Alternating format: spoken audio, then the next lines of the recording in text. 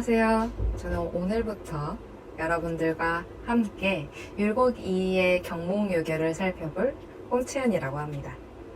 오늘은 첫 번째 시간으로 간단히 율곡2는 누구이며 경몽유결은 어떤 내용인지에 대하여 설명해 드리도록 하겠습니다.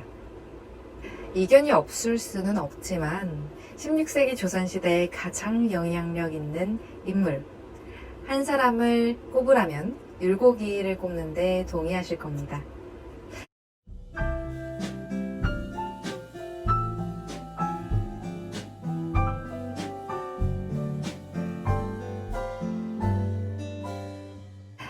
율곡2는 교육에 관한 책 2권을 집필했는데요. 성악지배와 경몽유결이 그것입니다. 성악지배는 율곡2가 임금님께 올린 책입니다. 내용이 방대하고요. 조금 어려운 면이 있습니다. 그에 비해 경몽유결은 성악지배 다음에 나온 책으로 공부를 처음 시작하는 사람들에게 메시지를 담고 있어요. 비교적 쉽다고 볼 수 있죠. 이번 수업은 경몽유결에 대해서 살펴보는 거예요.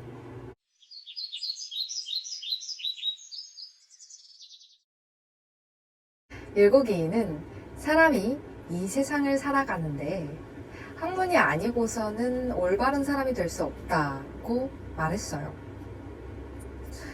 공부가 중요하다는 걸 말하는 건데요. 그렇다면 공부, 학문이란 무엇을 의미하는 걸까요? 율곡2에 따르면 학문이란 일상생활에서 일에 따라 각각 그 마땅함을 따르는 거예요. 마땅함을 따른다는 것은 그 사물이 본래 가지고 있는 당연한 법칙을 지킨다는 겁니다. 당시 성리학을 공부하던 학자들은 당연한 법칙을 사건 혹은 사물 모두 가지고 있다고 생각을 했어요. 쉽게 설명을 해볼게요. 먼저 사물의 경우를 봅시다. 우리가 눈이라고 부르는 이 신체기관은 보는 역할을 해요. 시각 정보를 얻는 것이 눈의 당연한 법칙입니다. 우리가 눈을 통해 사과가 빨갛다 라는 시각 정보를 얻으면 눈의 법칙을 잘 따른 거예요. 그런데 눈으로 사과의 맛을 알려고 하면 잘못된 거죠. 이건 당연한 법칙을 따르지 못한 거예요. 인간관계의 경우를 볼까요? 아버지는 당연히 자신의 아들을 사랑합니다. 아들은 당연히 자신의 아버지를 사랑해요. 이것이 부자관계에서 자유로움, 효도로 표현되는 당연한 법칙이에요.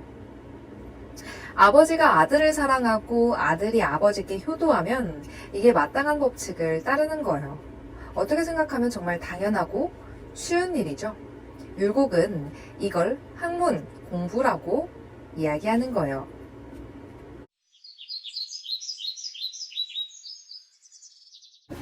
그런데 여기서 잠깐. 요즘 모든 아버지가 자식을 사랑하나요? 아니면 모든 아들이 아버지께 효도를 하나요? 그렇지 않은 경우를 종종 뉴스에서 볼 수 있습니다. 율곡2는 사람들이 공부를 하지 않는 이유, 당연한 법칙을 지키지 않는 이유를 2가지 얘기해요. 한 가지는 의지의 문제이고 다른 한 가지는 공부에 대한 오해의 문제예요. 우리가 공부를 하지 않을 때 혹은 하기 싫을 때 한번 생각해 봐요. 제가 친구 공부하기 싫은 이유를 가끔 물어봅니다. 너는 왜 공부가 하기 싫으니? 라고 물어보면 보통 2가지의 대답을 해요. 첫째, 저는 왜 공부를 해야 되는지 모르겠어요 라고 말을 합니다. 공부를 왜 하는지 모르겠다는 건 의지가 없다라는 걸 의미하기도 해요. 옛 성인들, 그러니까 옛날에 공부하던 분들은 우리의 마음과 식견이 공부를 할 수 있는 가능성을 선천적으로 지니고 있다고 생각했어요. 선천적으로 누군가를 사랑할 수 있고 선천적으로 지식을 탐구할 수 있다고 생각했죠. 그런데 만약 사람들이 공부를 하지 않으면 이 가능성은 점차 희미해져요. 마치 전기의 양이 줄어들면 전구의 빛이 희미해지는 것처럼 말이에요. 율곡은 굳게 다짐해서 전구의 빛을 더욱 환하게 해야 우리가 공부를 시작할 거라고 생각했어요. 공부를 하기 싫다는 친구의 또 다른 대답은 공부는 너무 어려워서 전 못해요 라고 공부에 대해 오해하는 경우가 있어요. 우리도 공부를 잘한다, 공부를 잘하는 사람이라고 하면 뉴턴이나 칸트 같은 천재를 떠올리잖아요. 풀 수 없는 수학 공식이나 이해하기 어려운 철학책을 떠올리죠. 이것만 공부라고 하면 이 세상에는 공부하고 있는 사람이 얼마 없어요. 그런데 이것만이 공부가 아니라는 거예요. 아까 말했듯이 사과를 보고 빨갛다는 지식을 얻는 것, 아버지를 사랑하는 것, 심지어 열심히 마당을 청소하고 진심으로 손님을 응대하는 것들이 모두 공부라는 거예요. 그러니까 어떤 고원한 것이 아니라, 높고 먼 것이 아니라 곁에 보이는 당연한 법칙들을 따르는 것, 그게 공부라는 거예요. 일상생활 가까운 데서부터 실습할 수 있는 거죠.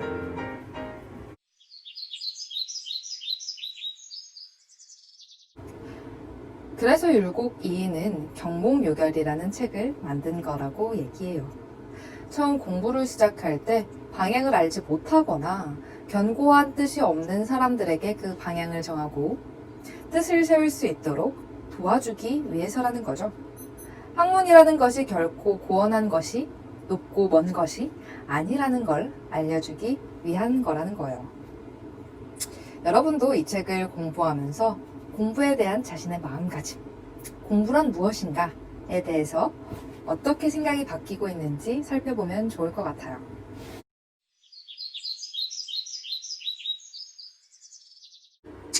마지막으로 책의 구조를 한번 살펴볼게요.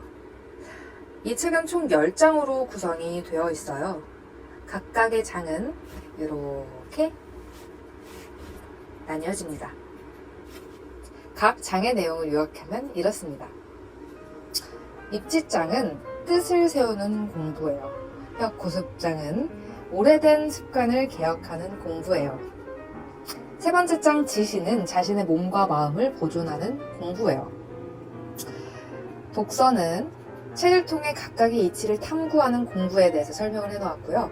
사치는 살아계신 부모님을 모시는 공부, 상제는 부모님께서 돌아가셨을 때 예를 갖추는 공부, 제례는 부모님을 기리는 마음으로 예를 갖추는 공부, 거가장은 부모님을 제외한 다른 가족들을 대하는 공부, 접인장은 친구, 마을 사람들을 대하는 공부, 처세장은 직업을 가졌을 때 올바른 태도에 대한 공부를 설명해 두었어요. 자, 저의 생각에 이 구조는 이렇게 표현될 수 있을 것 같아요. 뜻을 세우는 것, 오래된 습관을 개혁하는 것, 자신의 몸과 마음을 지키는 것, 책을 읽는 것은 혼자 할 수 있는 것들이죠.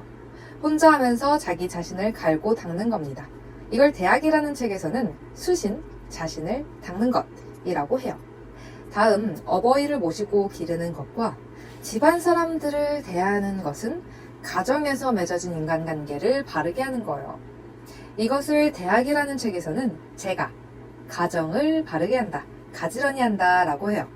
그 밖에 친구와 마을 사람들, 인연이 있는 사람들을 대하는 것과 직업을 가지고 살아가는 방식은 모두 세상을 처하는 방식이에요.